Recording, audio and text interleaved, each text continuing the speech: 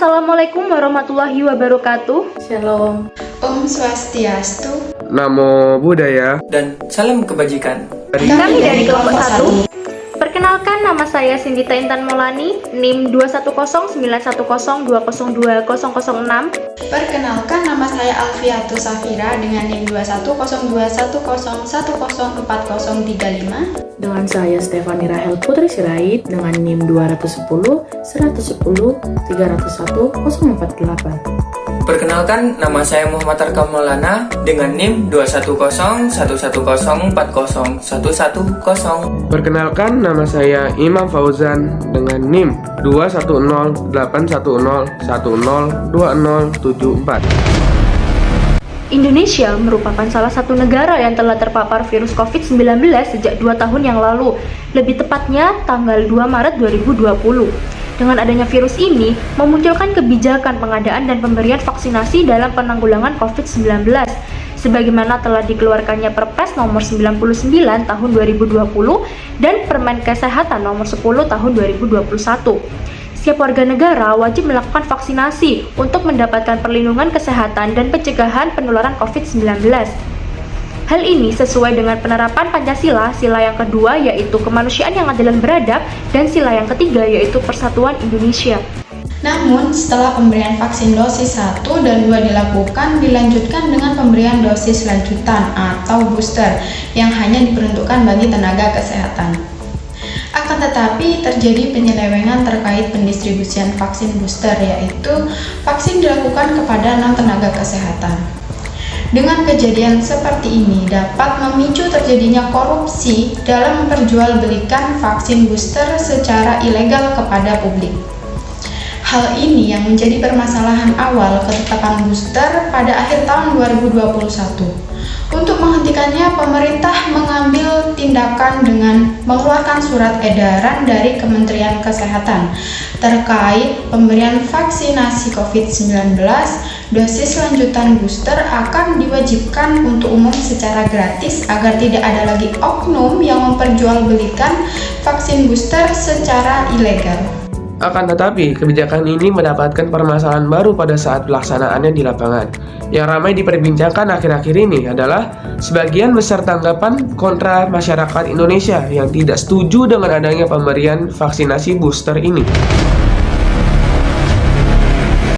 Berdasarkan dari data hasil survei menunjukkan sebesar 54,8% masyarakat Indonesia tidak setuju dengan adanya pemberian dosis lanjutan ini.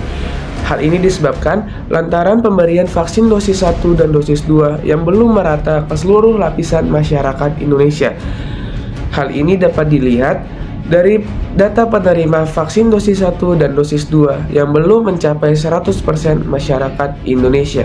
Menurut juru bicara vaksinasi COVID-19 oleh seorang dari Kementerian Kesehatan yaitu Siti Nadia Tarmizi, mengungkapkan ada 2 alasan penghambat pendistribusian vaksin dosis pertama dan kedua, yang dikarenakan keterbatasan stok dan juga teknisi produksi di dalam negeri.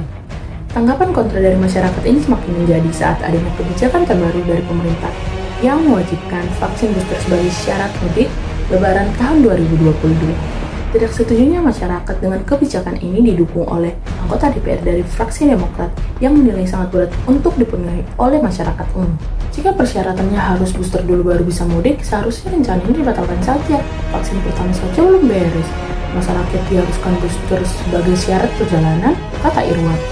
Sebagian besar masyarakat yang tidak setuju karena merasa tidak diberi keadilan, di mana masih banyak kegiatan lain yang berkerumun namun tidak diwajibkan booster. Hal ini juga didukung oleh anggota Panja Vaksin Komisi 9 DPR RI Kurniasi.